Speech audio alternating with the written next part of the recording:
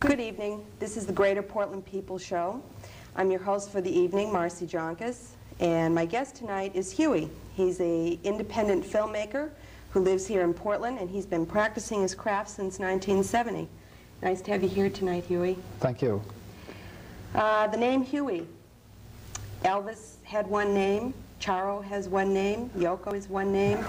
How did the name Huey come about? It's a little different from those, because those were just, they became famous, I guess, by their first name. But Huey is a pseudonym. It's completely made up. My real name is James Coleman, and how it actually started, I guess, was when I was in college and picked up the name, and it wasn't really used. I wasn't using Huey that often, but I was doing a radio show on the campus at Colby College, where I was going to school in Waterville, a little radio show on the local campus station, and I started calling it the Uncle Huey Show. So then it kind of stuck, and so when I started making films, I just thought it'd be fun to use keep using the pseudonym, and so it stuck. I'm stuck with it now. So Let's get really down to basics and your background way back when. When did you start in making films? When did you first find that you had an interest for it? How did you get into it? Did you have some formal education? Well, it all started when I was at Colby. I really didn't have any formal training. Colby College didn't have any film department, and I didn't go there to major in film. I just was up there, and there was a professor of art, a painter, Abbott Meter, who was also a filmmaker. And I wasn't even taking art courses, but Abbott, as a result, would show films on the campus and what would have been called underground films. And he showed some of his own films. And so I just kind of introduced myself, and then did happen to take one class. We hit it off, and before I knew it, he'd said, "Why don't you try, working with this camera?" And I did, and I felt, gee, I just enjoyed it. I just knew when I started shooting that I felt I could do this. And so that's where it started at school in the late 60s. And it was about 1970 when I had finished my first film.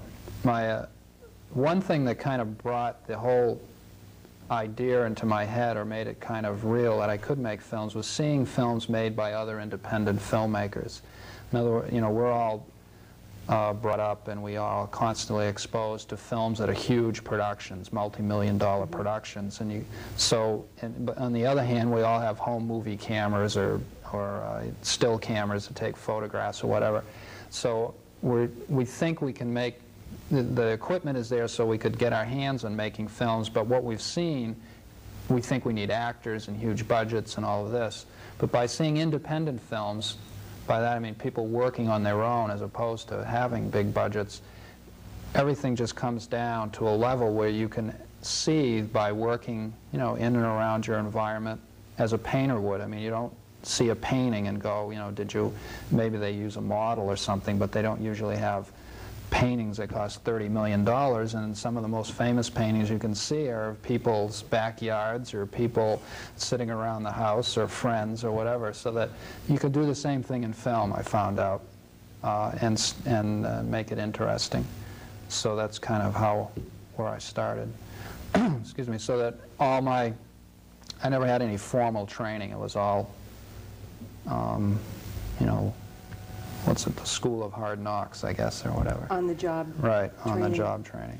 You mentioned underground films. Could you explain what that is? I don't know Well, what that is. It's probably, one reason is they've been, because of the name underground, refers to that's where they were shown. I think, you hear during World War II there was the underground. I think it's just, the word means that it's not above ground where people can see them.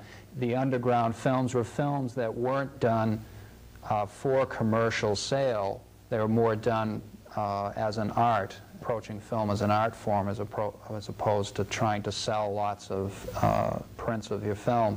So that as a result, usually shown in small movie houses or in people's houses or in college auditoriums, so the kind of general term underground was used.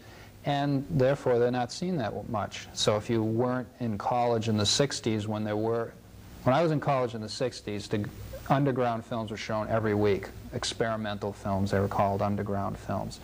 And then for some reason, they're not seen as much as they used to be. I don't know, maybe the American underground film kind of reached an apex at that point. And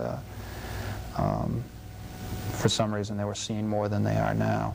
So when I say underground, I'm referring to a tradition of filmmaking that started probably with Maya Deren in the 1940s. I mean, it goes farther than that, but she was the first filmmaker that really, in America, that kind of was approaching it as an art form and making more than just one film. She made a small body of work. And she's considered the mother of the American underground film movement. And anybody out there who's interested in film, you should see a film by Maya Deren. Especially Meshes of the Afternoon would be her best one.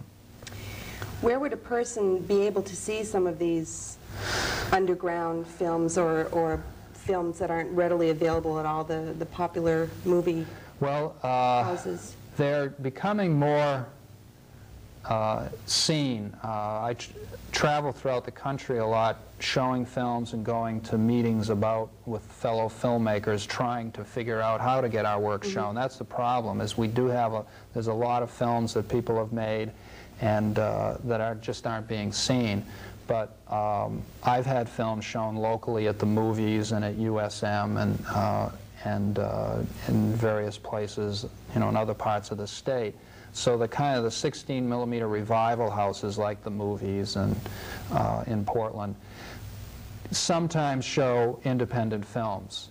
This summer they've had a couple of independent films at the movies, and I think it's being seen more than it has in the past. A lot of films are seen on, independent films are seen on TV. I mean, PBS, most of the films that you see that are American produced are produced independently, and they tend to be documentaries.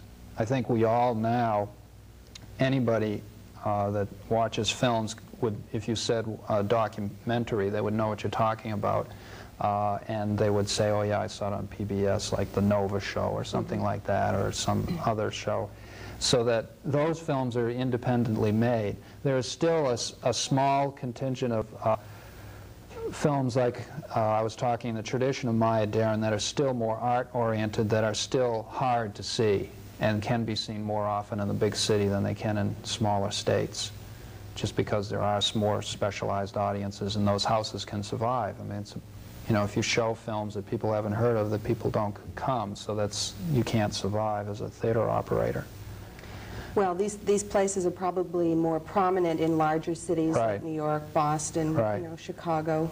I hear Siskel and Ebert talking about these little films that they've seen. Even they have done a show on independent films, I think.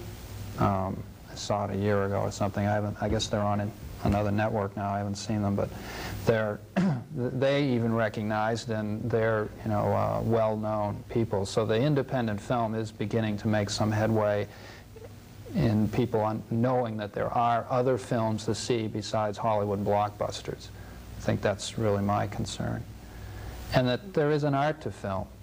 I mean, I think film is probably the least understood of the arts. People don't appreciate it as an art form and don't even understand that it's capable of being an art form. They usually think of a film as something you eat popcorn in front of. And I think it's something more. We're going to be seeing some clips of your films tonight, I do believe. Right. And I guess we'll start with Chess, The Merry Game of Chess. This film was made was shot in '76 and was finished in editing in 1977. And it features the Celebration Mime Theater ensemble under the direction of Tony Montanaro. It was the 1976 company, which I think was a very good company. They had a nice mix of people. The film is based on a stage play, The Merry Game of Chess, which the Celebration people did themselves, and I adapted that for film.